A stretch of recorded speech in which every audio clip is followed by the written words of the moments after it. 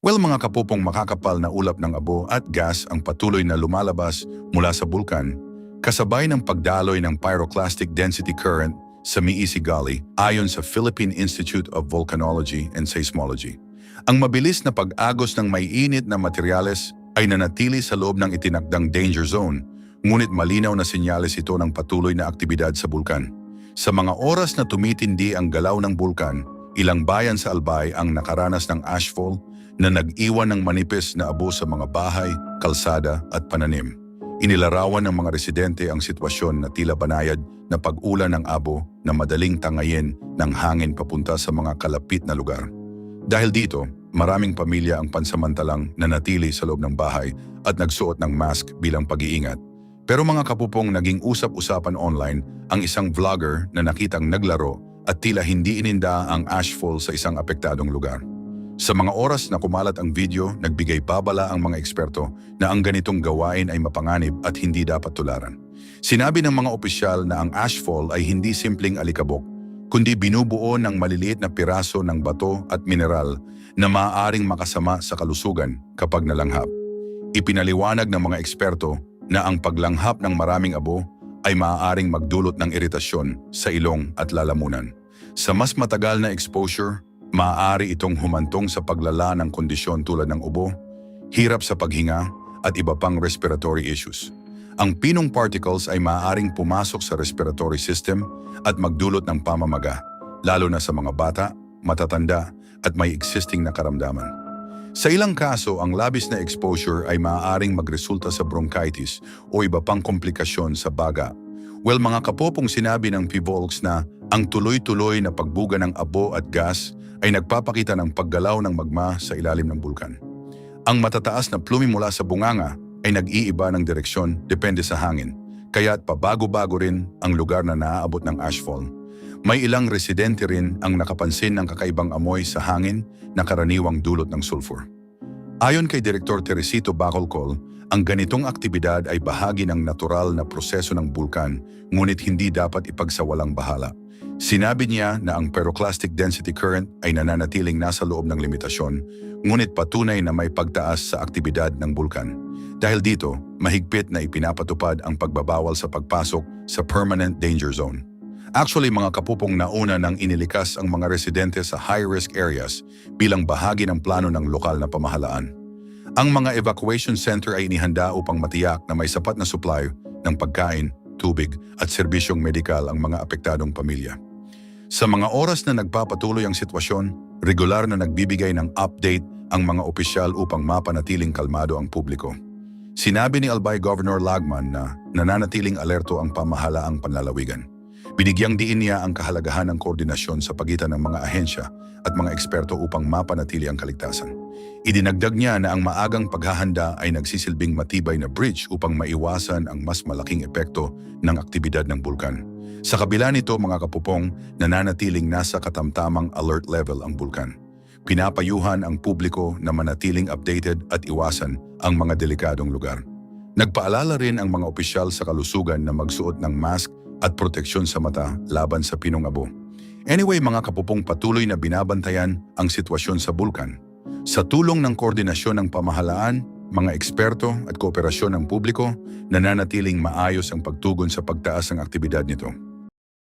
Well, mga kapupong, sa pinakahuling usapin ng diplomasya sa pagitan ng Estados Unidos at Iran, muling naging sentro ng diskusyon ang biglaang pagbabago ng direksyon ng mga pag-uusap. Si Donald Trump ay hayagang nagpahayag ng kanyang saloobin matapos niyang suriin ang panukalang ipinadala ng Iran at sinabi niyang hindi ito sapat para makabuo ng isang matibay na kasunduan.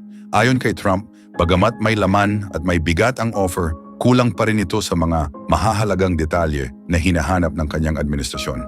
Para sa kanya, kinakailangan ang mas malinaw at mas matitibay na pangako, lalo na sa mga usaping may kinalaman sa long-term security at nuclear activity. Ipinapakita nito na nananatiling open ang Estados Unidos sa usapan, ngunit hindi ito basta-basta papasok sa isang kasunduan na sa tingin nito ay hindi sapat. Mga kapopong, nauna nang inaasahan ang pagpapatuloy ng negosasyon sa Islamabad, kung saan may papel ang Pakistan bilang tagapamagitan. Sa mga naunang pag-uusap, kabilang sa mga dumalo sina Steve Witkoff, Jared Kushner at si Abbas Araghchi. Mahaba ang naging talakayan, ngunit nagtapos ito na walang malinaw na kasunduan. Naiwan ang ilang sensitibong issue gaya ng sanctions at nuclear commitments. May plano sanang ituloy ang susunod na round ng pag-uusap, ngunit sa hindi inaasahang pagkakataon, kinansela ni Trump ang biyahe ng kanyang mga representatives. Sinabi niya na hindi praktikal ang pag-attend sa nasabing pulong kung hindi rin lang malinaw ang magiging resulta. Para sa kanya, maaaring ipagpatuloy ang komunikasyon sa ibang paraan nang hindi kinakailangang bumiyahe. Ang desisyong ito, mga kapupong, ay nagdulot ng panibagong pag-aalinlangan sa direksyon ng negosasyon. Gayunpaman, hindi tuluyang isinara ang pinto para sa usapan. Sinabi ni Trump na open pa rin ang Estados Unidos sa komunikasyon kung handa ang Iran na maglatag ng mas konkretong plano. Sa panig naman ng Iran, nananatili ang kanilang posisyon na mas nais nila ang indirect na pag-uusap sa pamamagitan ng mga tagapamagitan.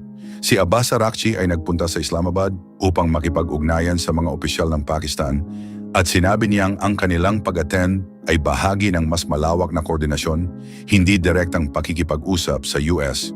Inilarawan niya ang mga naging pulong bilang positibong simula para sa posibleng susunod na hakbang.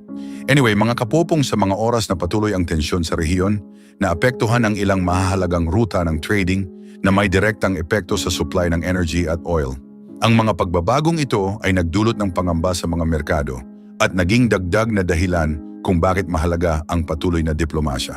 Bagamat nagkaroon ng pansamantalang paghupa ng tensyon, sinabi ng ilang eksperto na nananatiling marupok ang sitwasyon. Ang kakulangan ng pagkakasundo sa mga pangunahing usapin ay patuloy na nagiging hadlang sa isang pangmatagalang solusyon.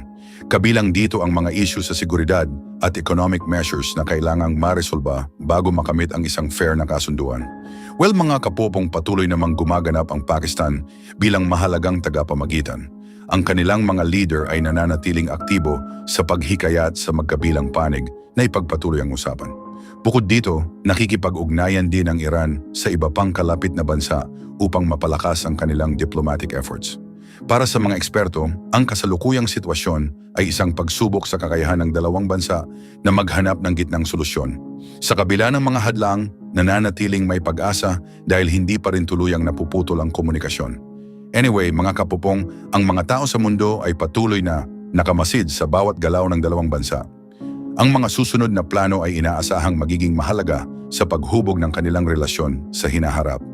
Sa ngayon, malinaw na ang landas tungo sa kasunduan ay hindi madali, ngunit nananatiling posible kung magkakaroon ng sapat na pag-unawa at kompromiso ang magkabilang panig.